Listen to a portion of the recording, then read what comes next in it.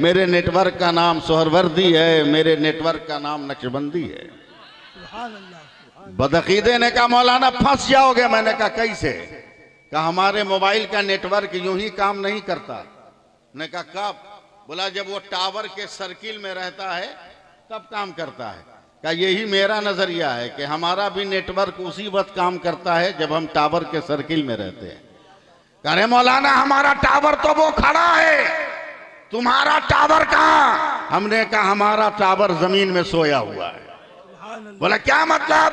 कहा जैसे तेरा टावर खड़ा है, जो टावर के सर्किल में रहेगा उसका नेटवर्क काम करेगा, उसी तरह हमारा टावर सोया हुआ है, जो मज़ारों के सर्किल में रहेगा उसके ईमान का नेटवर्क काम करता रहेगा।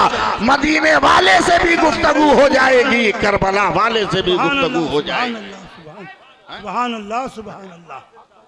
कोनो मसादिकीन सच्चों के साथ हो जाओ। रख दो बाबू, रख दो। कोनो मसादिकीन सच्चों के साथ हो जाओ। जी लगाइए, सुभान अल्लाह कहिए, सुभान अल्लाह कहिए। मैं स्टार्ट हो जाऊं, तकरीर शुरू कर दूं। एकदम ठंडे दिलो दिमाग से सुनिएगा। इतनी देर में मैं समझ गया आपको क्या सुनाना है, क्या सुनाना है। सुनिए। मुसलमान बहुत खूबसूरत कौम का नाम, बहुत खूबसूरत कौम का। रंग चाहे जैसा भी हो, मगर कसम खुदा की मुसलमान जितना सुंदर लगता है ना, कोई नहीं लगता। हाँ, और न समझ में आए तो कभी ट्रेन में सफर कर लो, कभी ट्रेन में सफर कर लो। सफर किए ट्रेन में? हाँ? हिंदुस्तान के ट्रेनों में एक तीसरी कौम भी सफर करती है, समझ रहे हैं ना? तीसरी कौम। मारा ताली जोर से, अबे निकाल दे। समझे? समझे कि नहीं? 42 साल से मैं सफर कर रहा हूं, मगर आज तक उस तीसरी कौम को किसी दाढ़ी टोपी वाले को टच करते नहीं देखा। हक है, हक हक। बहुत खूब, बहुत। हर एक को टच करे मगर दाढ़ी टोपी वाले को टच ना करे। अभी कुछ दिन पहले मैं अलीगढ़ के जलसे से मैं कलकत्ता जा रहा था। साइड वाली सीट मेरी थी, मेरे बगल से मांगता हुआ दादागिरी करते हुए काफिला जा रहा है। मुझको टच नहीं किया। मैं पता नहीं किस मूड में था। मैंने कहा इधर आ। क्या है बाबा? पहले सर पे आंचल रखा, हाथ जोड़ा। क्या है बाबा? हमने कहा हम तुमको फकीर लगते हैं कि हमसे मांगा नहीं तुमने? क्यों नहीं मांगा? क्या जवाब दिया? दिमाग हिला दिया उसने, दिमाग हिला दिया। देखते हैं आप लोगों का हिलता है कि नहीं। दिमाग हिला दिया। मैंने कहा क्यों नहीं मांगते? एक लफ्ज में हजरत जवाब दिया कि आप लोग मर्द लगते हैं ना, इसीलिए नहीं मांगते। क्या बात है। औकात बता दी आप लोगों की भारत के तीसरी कौम ने कि अगर आज भी मुसलमान बनकर रहो तो जिसे नहीं पहचानना चाहिए वो भी पहचानने को तैयार है। बेशक बेशक, वो भी पहचानने को तैयार है।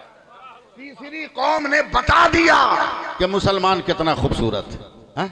एक नौजवान खूबसूरत सिपाही है जो दिल्ली दरबार हजरत आलमगीर जहांगीर के दरबार में सिपाही है। वो सिपाही हाथ जोड़कर अर्ज कर रहा है, बादशाह सलामत, न मेरे बाप है, न मेरी मां है, न महन, न भाई, सब मैदान जंग में शहीद हो गए, मैं अकेला बचा हूं। मैं जवान हूं, खूबसूरत हूं। अगर इजाजत दीजिए तो अपने गांव जाऊं और गांव के लोगों को गार्जियन बनाकर मैं अपनी शादी का बंदोबस्त करूं।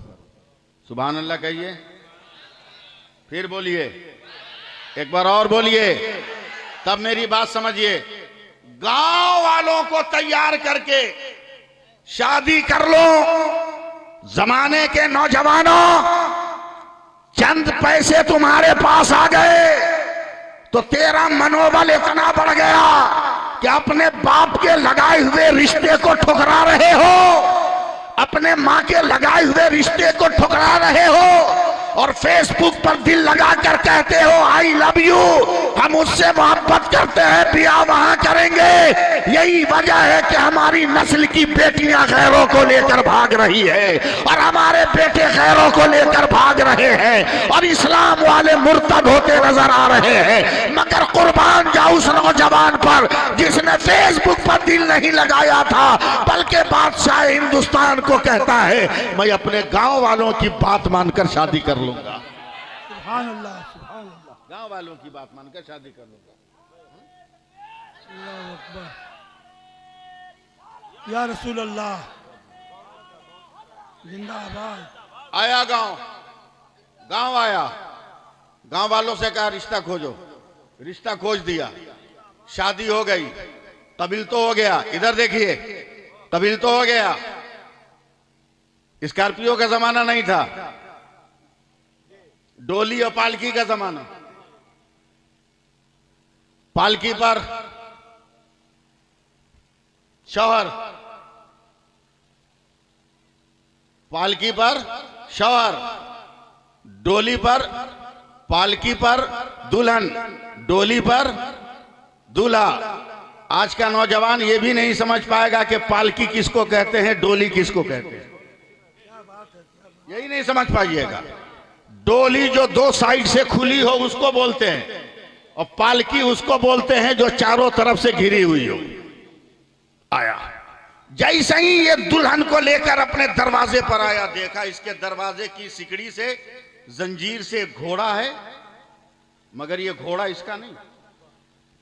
ताज्जुब से उतरा है डोली से, जब तक एक नौजवान हथियार बंद एकदम आया, गले मिला, कहा भाई शादी मुबारक हो। कहा ठीक है, सब मुबारक हो, तू क्यों आया, तू क्यों आया? उसने अपनी जेब से खत निकाला, हिंदुस्तान के बादशाह जहांगीर का ये खत है, आलमगीर का ये खत है। कहा बेटे, सरहद पे दुश्मन ने हमला कर दिया, तेरी जरूरत मुझे है, अपना खानदान बचाना है या अपने वतन की शान बचाना है। परेशान है, खत लेकर कांप रहा है।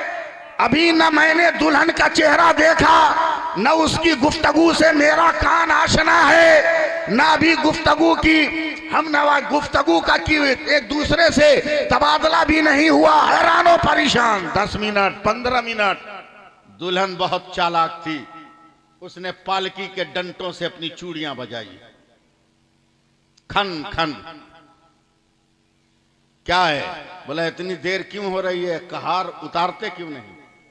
कहा मैं टेंशन में हूं। कहा क्यों? कहा ऐसा ऐसा खत आया, सुनो। आप तो बोलोगे नहीं, वो औरत क्या बोलती।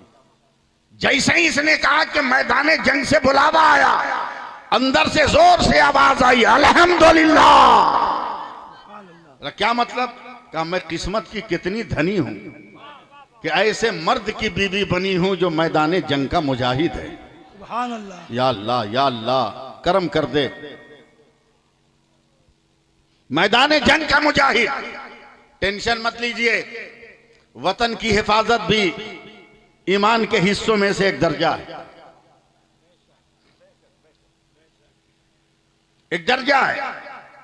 तवज्जो दें, वो लोग जरूरत के तहत जा रहे हैं, बोलने नहीं दे रहे हैं आप लोग। ईमान के दर्जों में से एक दर्जा। जाइए, घर की चाबी मुझे दीजिए। आज की दुल्हन ऐसी मिलेगी? बोलो, दुल्हन मिलेगी ऐसी? नहीं, तरसते रह जाओगे। और डिमांड करने के बाद तो और नहीं मिलेगी। 5 लाख 10 लाख लेके जो मांगते हो और नहीं मिलेगी। पैसा मांगोगे तो वफा नहीं मिलेगी, वफा मांगोगे तो पैसा नहीं मिलेगा। और याद रखो, पैसा खर्च हो जाएगा मगर वफा खर्च होने वाली नहीं। वफा को बचा के रखना। भीख मंगा मत बनो, भिखारी मत बनो, दाता बनो। पालकी से उतरी, दरवाजा खोला, कहा जाइए, अल्हम्दुलिल्लाह फी अमानिल्लाह। नौजवान दूल्हा कलेजा थाम कर सुनना। जैसे ही घोड़े पर बैठा, दुल्हन ने आवाज दी, मेरे सरताज ठहर जाइए। बोला क्या है? बोला अगर मैदाने जंग से पलट आए तो मेरा मुकद्दर, मैं जिंदगी भर गाजी की बीवी कहलाऊंगी, और अगर शहीद हो गए तब भी मेरा मुकद्दर कि क़यामत के मैदान में मैं एक शहीद की बीवी कहलाऊंगी। सुभान अल्लाह। मगर एक अपील है मेरे सरताज, मैंने उलमा से सुना है, वो फरमाते हैं कि शुहदा के लिए अल्लाह का ऐलान होगा बगैर हिसाब किताब जन्नत में जाओ। बेशक बेशक। तो जब ऐलान हो तो चुपचाप उठ के जन्नत में मत चले जाइएगा, जरा मैदान कयामत में घूम के देख लीजिएगा मैं कहाँ हूँ। अपने खुदा से मैं आपको मांग लूंगी कि दुनिया में साथ ना सही मगर आखिरत में आपका साथ हो जाए। सुभान अल्लाह सुभान अल्लाह सुभान अल्लाह सुभान अल्लाह। जंग ने तूल पकड़ा। अब मैं तफसील बयान करूं, निकात बयान करूं तो आप उलझ के रह जाएंगे। जंग ने तूल पकड़ा। 6 महीने के बाद मैदान जंग में फतह मिली, मगर इस बीच यह अकेली औरत खूबसूरत हसीन जमील दोपहर को नल के पास बैठकर बर्तन धो रही है कि हवा से पर्दा उड़ गया। चंद मंचलों ने देखा, अरे हुस्न का आफताब तन्हा है, मुहाफिज भी इर्द गिर्द नहीं, हथियार लेकर घर में कदम रखा। औरत ने जब एहसास किया, कहा क्या है काम, तेरी इज्जत के लुटेरे हैं। क्या इज्जत ही न लेनी है? क्या दिमाग है उसका? क्या इज्जत ही लेने? बोला हाँ। बोले इत्मीनान से बैठो, हम बर्तन धो रहे हैं, हाथ में कालिक वगैरह लगी है, तू बैठ, जरा साफ सुथरा होने दे, फिर देखा जाएगा। ये तमाम लुच्चे लफंगे समझे कि मामला ठीक ठाक लग रहा है, बैठ गए। अब देखते हैं आप कुछ कहते हैं कि नहीं। औरत ने बर्तन धोने के बाद हाथ धोने के बहाने चुपके से पूरा वजू कर लिया। सुभान अल्लाह दिल सुभान तोड़ रहे हैं आप लोग, दिल तोड़ रहे हैं। सुभान अल्लाह। वजू कर लिया। उसके बाद जालिमों के सामने खड़ी होकर थर थर कांप के कहती है, तुम 4 हो, मैं अकेला हूं। तेरे हवस के तीरों से जख्मी होने के बाद शायद मैं जिंदा न बचूं। तेरे जुल्म का शिकार होने के बाद मेरी हयात की डोर सलामत न रहे। मैं हाथ जोड़कर अपील करती हूं कि मरने से पहले मुझको 2 रकत नमाज पढ़ने की इजाजत दे दो। 2 रकत नमाज पढ़ने की इजाजत दे दो। जालिमों ने देखा 2 रकत में टाइम ही कितना लगेगा, जा पढ़ ले। मेरी तरफ देखिएगा, सामने दीवार है, दीवार के सटाकर उसने जानेमाज बिछाई है। जल्दी जल्दी 2 रकत नमाज पढ़ी है और नमाज पढ़ के सलाम फेरा है, दुआ के लिए हाथ उठाया। ए परवरदिगार आलम, मैंने सुन रखा है कि आलमगीर सी बादशाही नहीं है, तेरा वली भी है, ये तेरा वली भी है, मुकर्रब है। परवरदिगार, ये कैसा वली और बादशाह है कि उसकी जनता उसकी रियाया की आबरू लुट रही है और आलमगीर को पता भी नहीं है। ए परवरदिगार, आज अगर मेरी आबरू लुट गई तो कल कयामत के दिन आलमगीर का कॉलर पकड़कर तेरे नबी की बारगाह में लाऊंगी और लाने के बाद तेरे नबी के सामने आलमगीर को 2 तमाचा मारूंगी। ऐसे कहकर उसने दीवार पे मारे, छप। पीछे से आवाज आई, खट। गर्दन घुमाया, देखा गैब से एक तलवार चली है और चारों जालिम की गर्दन कट गई। सुभान अल्लाह सुभान। बोलिए, सो जाइए। सुभान अल्लाह सुभान। बहुत चालाक औरत। अल्लाह हर नौजवान के मुकद्दर में ऐसी अक्लमंद बीवी अता करे। आमीन आमीन। अपने ही आंगन में उन्हीं के हथियार से गड्ढा खोद के तोप दिया, मिट्टी लीप पोत के बराबर कर दी। उधर दिल्ली का दरबार है। हजरत आलमगीर ने नौजवान को बुलाया, ला बेटा शादी हो गई? कहा हो गई। दुल्हन कैसी है? कहा देखा नहीं। आवाज कैसी है? कहा सुना नहीं। अदाए कैसी है? कहा एहसास नहीं किया। कहा क्या मामला है? कहा अभी तो दुल्हन लेके दरवाजे पे खड़ा था कि आपका कासिद खत दिया, मैं मैदानी जंग में आ गया। हजरत आलमगीर ने खड़े होकर सर पे हाथ रखा, कहा बेटा मैं तेरे बलिदान से बड़ा खुश हूँ, ले ये 6 महीना की छुट्टी ले और ये तनख्वाह ले और ये इनाम इकराम का बोरा उठाकर लेकर अपने घर जा। चल अपने घर जा और जा इत्मीनान से 6 महीना बीवी के साथ रहा। नौजवान जब चलने लगा तो हजरत आलमगीर ने कहा, जब घर पहुंचोगे तो अपनी बीवी को कहना कि आलमगीर ने सलाम कहा है। नौजवान था ना, ठिठुक कर रुक गया। कहा बीवी मेरी सलाम ये भेज रहा है, कहीं ऐसा तो नहीं कि मैं मैदान जंग में मसरूफ था और आलमगीर का कनेक्शन मेरे घर से हो गया, वरना बगैर जान पहचान के सलाम कौन करता है। ये हीरे जवाहरात को लेने के बाद एक तलवार खरीदी है और सोचा कि घर जाकर तलवार से अपनी बीवी का सर कलम कर दूंगा कि मैं नहीं था तो बादशाह से इसने ताल्लुक कायम कर लिया। मगर अल्लाह अल्लाह, देखता सोचता हूं अब भी आपका ज़मीर क्या कहता है। जब ये नौजवान घर में पहुंचा है तो देख रहा है कि उसकी बीवी कुरान की तिलावत कर रही है, कुरान की तिलावत कर रही है। परछाई नजर आई, औरत ने जरा सा सर टेढ़ा करके देखा, कहा शौहर तो है मगर पूरे जलाल में है, बहुत अक्लमंद है। उसने घूम के देखा नहीं, एक वरक तिलावत में बढ़ा दिया। थोड़ी देर के बाद देखा अब क्या मामला है, फिर कनखियों से शौहर को देखा, अभी भी पारा गर्म है, एक वरक और तिलावत में बढ़ा दिया। थोड़ी देर तक करती रही, तीसरी बार जब देखा है, देखा नॉर्मल पोजीशन है, खड़ी हुई का अस्सलामु अलैकुम, का वालेकुम अस्सलाम। कहिए ना बादशाह कैसा है, पर जो बीवी का तकद्दुस देखकर भूल गया था, बादशाह का नाम याद आते ही पारा हाई हो गया।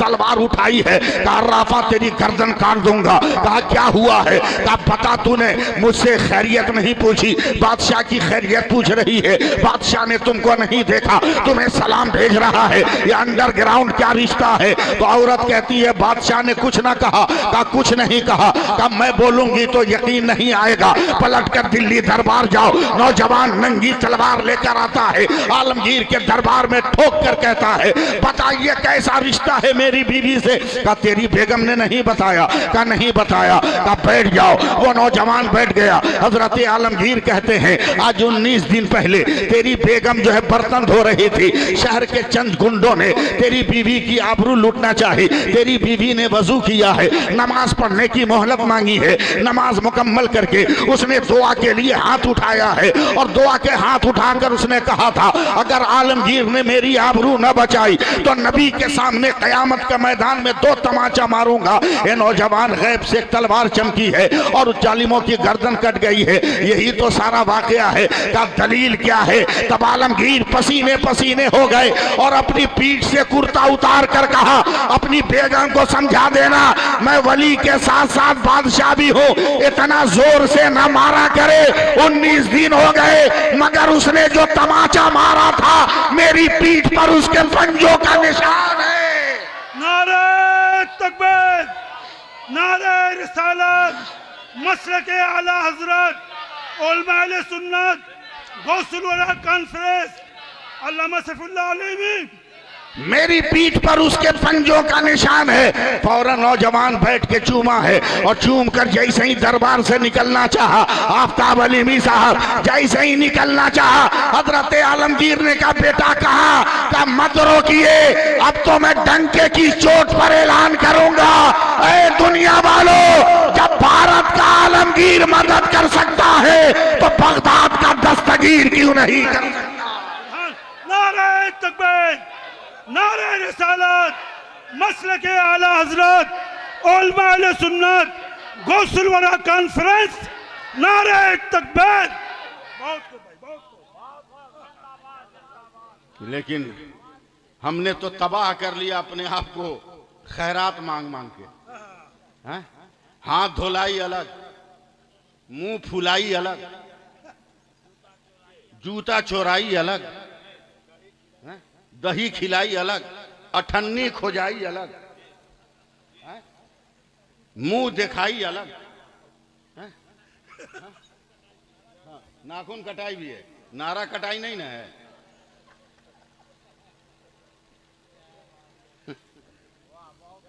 नाखून कटाई सब अलग अलग। मोहम्मद साहब के बिला मेरे बड़े भाई हैं, जानते हैं कि मैं कितना ताबीज लिखता हूं, बहुत बड़े बाप का बेटा हूं मैं, समझे।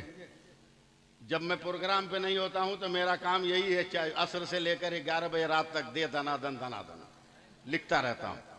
और अल्लाह का शुक्र है, ये भी गवाही देंगे, एक पैसा नहीं लेता हूं, एक पैसा नहीं लेता हूं।